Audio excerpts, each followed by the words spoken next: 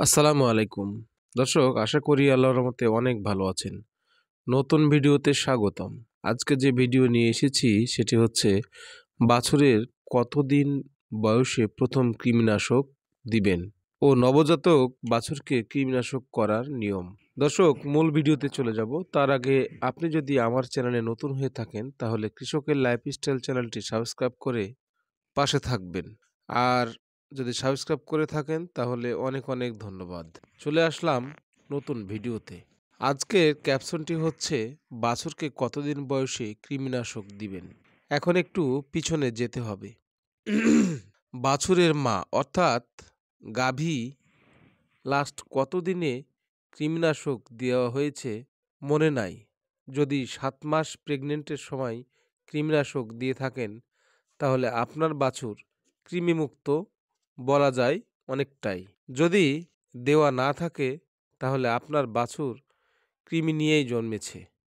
আর যদি গাভী গর্ভবতী অবস্থায় ক্রয় করে থাকেন তাহলে কখন কৃমিনাশক দেওয়া হয়েছে সেটা তো আপনি জানেন না। তাই আমরা ধরে নিব একটি বাছুর যখন জন্মগ্রহণ করছে তখন কৃমি পেটে নিয়েই জন্মগ্রহণ করছে। অর্থাৎ যত তাড়াতাড়ি কৃমিনাশক দেওয়া যায় সেটাই সবচাইতে উত্তম। তো দর্শক, আমরা আজকে জেনে নিচ্ছি যে বাছুর জন্মের প্রথম কতদিন বয়সে কৃমিনাশক দিতে হবে। 7 থেকে 20 দিন বয়সে মধ্যে বাছুরকে কৃমিনাশক দেওয়াই উত্তম। তবে প্রথম 7 দিনে দিতে পারলেই বেশি ভালো। তারপরে আমরা একটি নোট করে নিব যে প্রথম কত তারিখে কৃমিনাশকটি দিলাম। সেখান থেকে ঠিক 15 দিন পরে আবারও একটি কৃমিনাশক দেওয়া উত্তম, যেটা বুস্টার ডোজ। তাহলে আমরা সম্পূর্ণভাবে কৃমিনাশক হয়ে গেল আপনার বাছুরটি। তো দর্শক, নবজাতক বাছুরকে প্রথম ডোজ দেওয়ার পরে আপনাকে 15 দিন পরে বুস্টার ডোজ এবং সেই তারিখটাও লিখে রাখতে হবে এবং সেই তারিখ থেকে প্রতি মাসে একটি করে কৃমিনাশক করতে হবে। অর্থাৎ প্রতি মাসে একবার করে কৃমিনাশক করতে হবে 6 মাস পর্যন্ত এবং 6 মাস পর থেকে প্রতি 3 মাস পর পর কৃমিনাশক করতে হবে ওজন অনুযায়ী। বাছুর বা গরুর ওজন অনুযায়ী কৃমিনাশক করতে কোনো কম্প্রোমাইজ করা যাবে না ডোজের ক্ষেত্রে। ডোজ যেটা সেটা পুরোটাই দিতে হবে আপনাকে।